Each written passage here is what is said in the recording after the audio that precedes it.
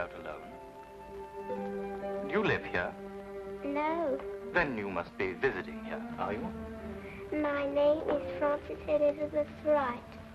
I live at 67 Tivoli Road. I'm lost. Oh, you're lost. Could you take me home, please? I'm afraid. I should say I will. Come on with you. That's the way it began. Nothing extraordinary. For in a large city like London, a lost child is such a common occurrence that many a far-seeing bobby arms himself with a bag of chocolates in addition to his nightstick. No one suspected that this was the beginning of a case that was to rock all England.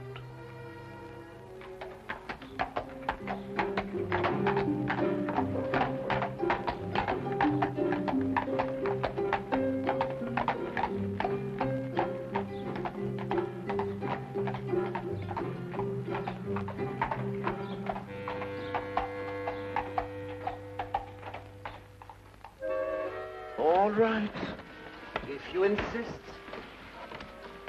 I know this man isn't going to do us any good. But what's the use of talking to you? Just as stubborn as your mother. I suspect we're having visitors. Oh, really? 23 and 27.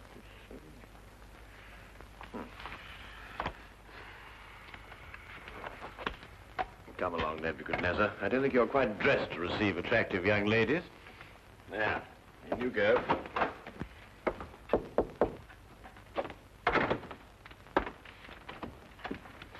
Won't you come in?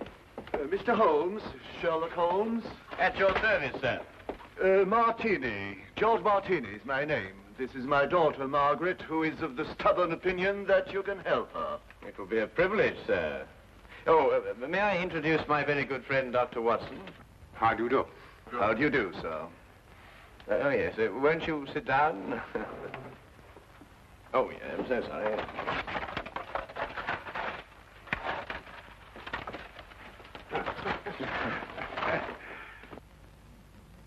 How can I be of any assistance to you? This is rather a confidential matter. Oh, yes, yes. Dr. Watson is both the soul of discretion and my invaluable colleague in all my cases, especially the more delicate ones. I see. Well, there's this fellow, Richard Trevor is his name, who's been courting Margaret here. A sly one, if I ever saw one. I could tell by the shape of his ears, and the fact that he belonged to that upstart Shield and Castle club. There was nothing wrong with his ears. They were beautiful, both of them. Nevertheless, he gave her the impression that he was going to see me last night and ask for her hand in marriage. Instead, the scoundrel sent me some fantastic note about being detained and then never appeared at all. I want you to find out what happened to him. What did Mr. Trevor say in his note? That he would be detained because he had run into a little girl who was lost and was taking her home. Have you made any inquiries at his home? Yes, with Father, of course. I don't think it's genteel to go to a man's rooms, even if he is your fiancé. Quite right. Quite right. There was no sign of him, but his clothes were all there. He wouldn't run off without his clothes, would he? No, hardly. Pure a guess. A deduction. Just as I deduced that you have a scar on the left side of your head, which you received in a naval battle. I'll be bound. How did you know that? Well, a right-handed man normally parts his hair on the left. Your parting is on the right, thereby indicating that you've changed it at some time or another to hide a mark. As to how you got it, that's obvious to me by the fact that you carry on your watch chain the insignia of His Majesty's ship Assault, which everyone remembers distinguished herself heroically off the coast of Africa. Well done, Holmes. I declare, well done. Will you investigate, Mr. Holmes? We'll look into the case immediately, Miss Martini. And as soon as we have any information for you, we'll let you know. I shall be forever in your debt. Mm-hmm. Or I will be after I see his bill. Here's our address. That won't be necessary, sir. I saw it marked on your hatband when you came in. If you'll forgive me, sir, a rather extraordinary precaution against the loss of a bowler only worth 2 guineas. Come, dear.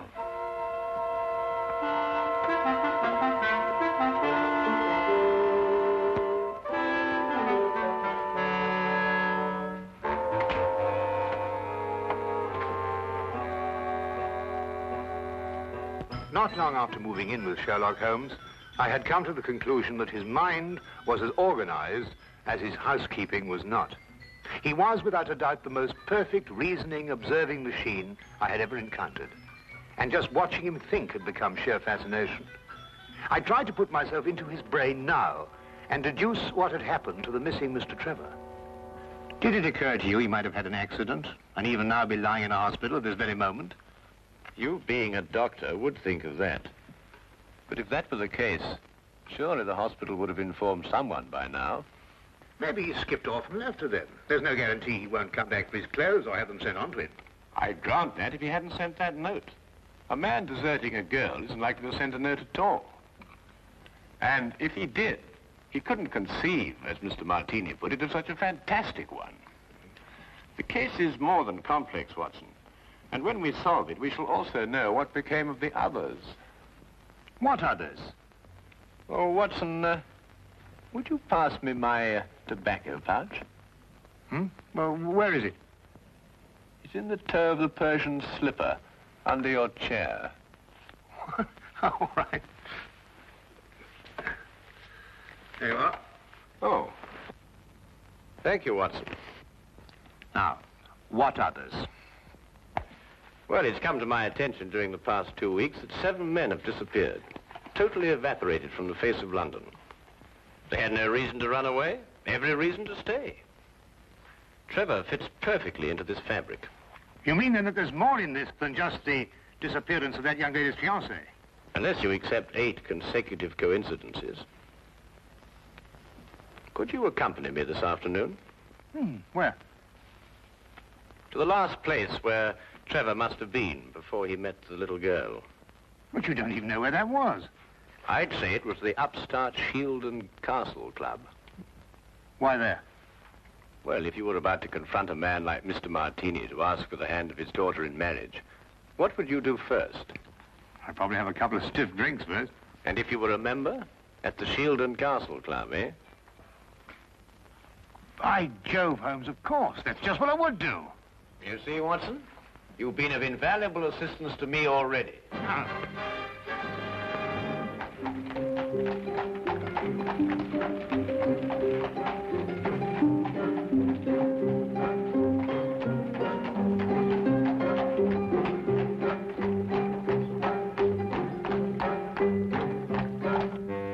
But you must tell us if he was here last night. He's missing. We're trying to find him. It's no use, sir. You'll have to do without my help. This is a gentleman's club. What has that got to do with it? He may not want to be found, if you know what I mean, sir. Now, look here. That's the way it is, sir. I'm sworn to preserve the privacy of our members. And having 2 little tots to feed, I'm not one to invite getting the sack.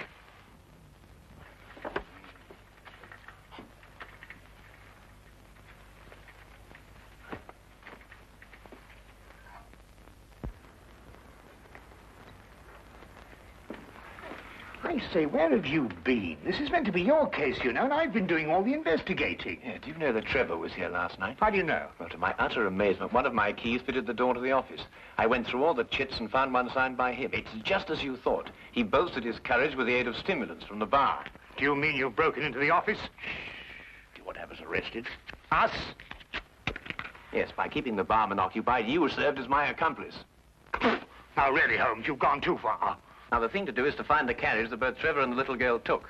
How do you know they didn't walk? Well, if she lived near enough to walk home, is it likely that Trevor would have sent a message saying he was going to be detained? What extraordinary reasoning. Not extraordinary at all, my dear fellow.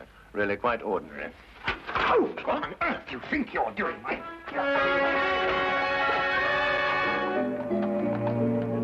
Finding the cabbie who picked up Trevor and the little girl was a matter of stationing ourselves at the hack stand outside the Shield and Castle Club and doggedly questioning every driver who stopped there. One finally remembered the pair, but owing to brisk business that night, could not be at all sure where he set them down.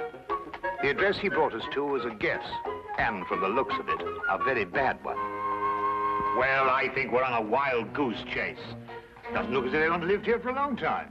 Do you realize these papers are at least a week old? Well, then the cabbie made a mistake. He's brought us to the wrong address. You know, without very much difficulty, I think I might be able to... Holmes! Holmes, please, not again. You good fellow, keep a good lookout, will you? Look, Holmes, this is housebreaking. We can go to prison for years for this. You can't just go opening doors all over London just because... Holmes! No, there's somebody coming. Just stand in front of me and behave quite normally, eh?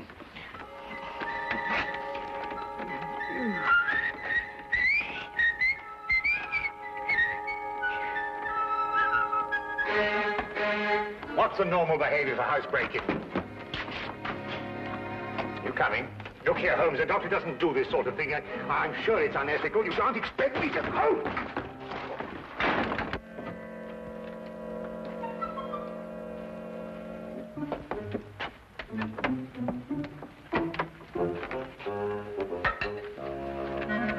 What are we looking for?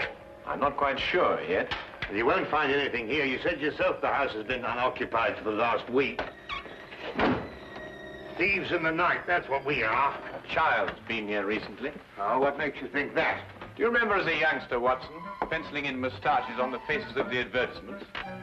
I suppose so. But what's that got to do with it?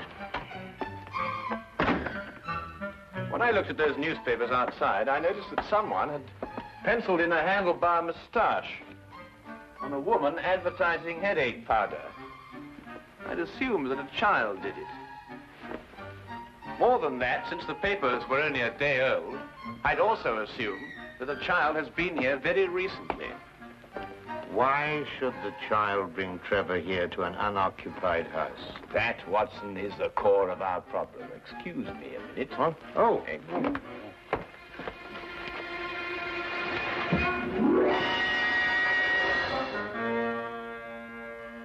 Good heavens!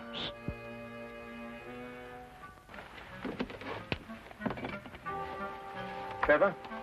Fairly safe assumption, Watson. Yes. And from the pallor of his skin, I'd say he'd recently been given an overdose of strychnine. I'd also deduce that he's the 8th victim of a very strange murderer.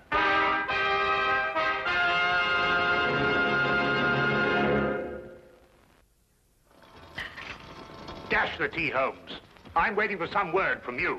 About what? Well, about the murder. Ever since we got back here, you've behaved as if nothing had occurred. And yet I'd wager anything that you're hot with some theory as to who's done it and why. I'm afraid we've run out of Indian. I think we've got some china, if I can find it. My guess is it's a cream passionel. Are you ruling out the robbery motive? Trevor was left without a shilling. Oh, that's just some sort of a smokescreen. After all, she... Good heavens, Holmes, what on earth do you think you're doing? Look, snake poison. Oh, no, don't be silly, Watson. It's China tea. Disregard the labels. I ran out of tin. Here, are you sure? Yes, I stake my reputation on it. You'll get to you, that is. Rather late for a caller. Good evening, Dr. Watson. Hello, Zog. Ah, hello, Wilkins. Good evening, Mr. Holmes, sir. I've got a message for you, sir, from Inspector Lestrade. A welcome addition to the day. A message from the good inspector. We've found another corpse, sir. It was in an empty house in Hammersmith this time. The facts are still the same. Robbery and strychnine poisoning. Oh, is he one of the 7 who disappeared lately? Yes, sir. How did you know? Well, I suspect that the other 6 will end up in unoccupied houses before very long. I think you'd better carry out a search in every unoccupied house in London. But this is July, sir, and everybody's away on holiday. The number of empty houses must be hundreds. Well, it's that, or wait until September, when everyone comes back and finds his own corpse. It'll be a very unfortunate situation for the good inspector. To say the least, sir. I'd better give the inspector your advice, sir. Yes, you must let us know what he says. That might be rather embarrassing. Good night, Mr. Holmes. Good night, Doctor. Good night. You know, Holmes, you were right. Trevor's disappearance was linked with the other 7. But what kind of fiend can be at the bottom of it? Well, we'll know more about it when we return from Brighton. Brighton? Yes, unless you'd rather not pursue this any further. There's a 6:10 train leaving in the morning. 6:08. Why Brighton? Because that's where R.J. Cookson lives. The place is R.J. Cookson. He's the man who owns the house in which Trevor was killed. How on earth did you find that out? Oh, no, never mind. It is tea, isn't it? Yes. Oh, I thought it was.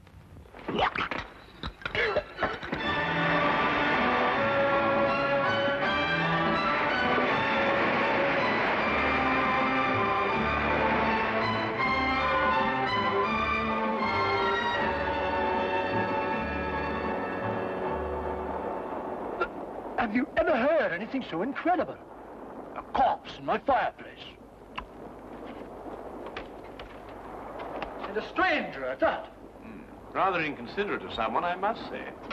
Why, when the police brought the news last night, I thought someone was pulling my leg. My fireplace. Really, I ask you. I'd say because the murderer knew you'd be away, knew that the house would be unoccupied, and that you wouldn't come back at an embarrassing moment. You're right, Mr. Holmes. Absolutely right. The culprit was acquainted with all my plans, and not wanting the corpse to be found in his own fireplace, chose mine. Precisely. But who could that be? I'd vouched that a full regiment of people knew of my plans to leave London. Then our task is to narrow down that regiment. How? You have me breathless. First of all, has anyone else the key to your house? No, not that I know of. Yes. I once gave my key to the greengrocer to deliver a parcel. Aha. But he gave it back. Oh. But bosh and bother, supposing a key wasn't used at all. Whoever did it could have used a tool or something and jimmied his way into my house. I've heard of those things being done. Mm-hmm. Oh, really? We found all the windows and doors locked. I'm afraid you've escaped me. Now again, Mr. Cookson, are you quite sure that no one else has a key to your house? Well, now, really, after all, I don't hand them out like calling cards to every... Wait. There's this charwoman who comes to my house once a week to clean up. But, oh, no, she couldn't hurt a fly. Well, what's her name? Mrs. Enid. But really, she couldn't be less harmless. She's 60 years old if she's a day. You take her for your own grandmother. Yes, but you know if she has a daughter? Daughter? Well, now, really, a woman of 60 isn't bound to have a little girl. Well, what about a niece or a granddaughter? Granddaughter. Now that I think of it, she does have one. About 7 years old. She recently came to live with her. Where does Mrs. Enid live? I have her address for... If you please. Sorry. Right here in my trousers. Do you really think it could be the old woman? Well, a charwoman has the ability to go anywhere in London. Ah, yes. Wait. 322 Radcliffe Way. 322 Radcliffe Way. To look at her, you'd never think she could hurt a fly. You'd take her for your own grandmother. Poison murders? No. Impossible, Mr. Holmes, impossible. Oh. Grandma, must we play the game tonight? Of course. Don't you like playing it? I don't like staying on the street alone. It'll only be for a little while. You'll find someone to bring you back, and Grandma'll have company again. What happened to the last company we had? Oh, he went home after a while. But come on, let's say it. Where do you live? At 67 Tivoli Road. No, that was the last place. Your address is now 120 Claridge Street. I forgot. All right. Now, come on. Let's say it again. Where do you live? At 120 Claridge Street. And again? 120. What do you think, Holmes? Well, we'll know definitely in an hour's time. Come on.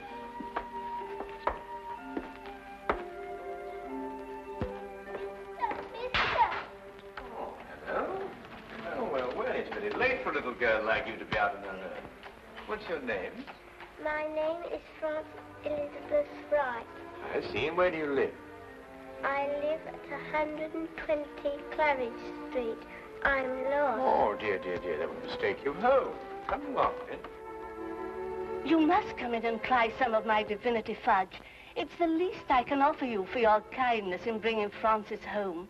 Well, that's very kind of you, but really I ought to be getting along. It's just been made. Delicious. You'll make an old woman very happy if you'll try the first slice. Oh, very well, then. I am rather partial to divinity fudge. Francis. Thank you.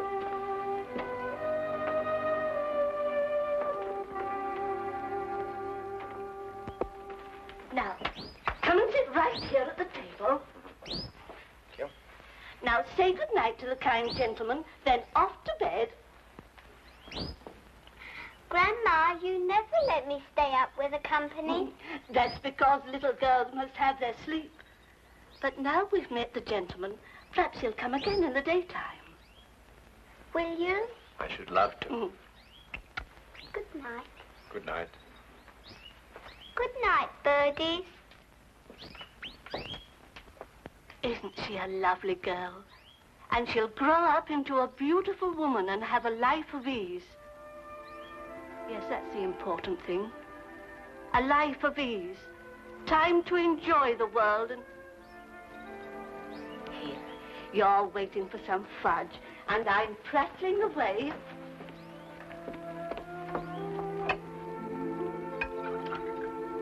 Here it is. And a glass of cold milk to go with it. Won't you join me? Oh, no. My doctor would never permit it. I only prepare this sort of thing for people who drop in, like you. I see. Smells very good. If I have one speciality, it's divinity fudge. You'll find it heavenly.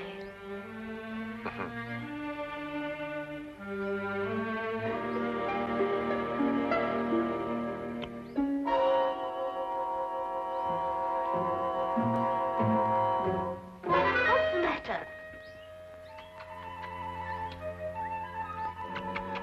Nothing. I just wanted to give the birds a bit first. Don't. Birds don't eat fudge. Oh, yes, they do. They love it. Come on, old chap. Have a... No, you can't. Who are you?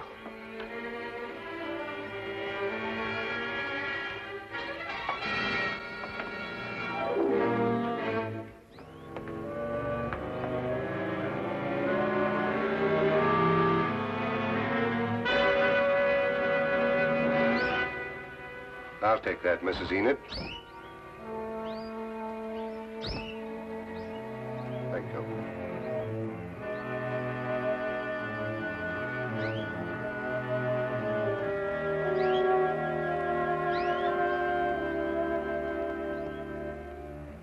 I needed money for the child. That's why I did it. I didn't want her to grow up into a tired rag of a charwoman. I wanted her to have a life of ease and the things I've seen other people have. You understand? Yes. Will she be taken care of? You need her, Mrs. Enid.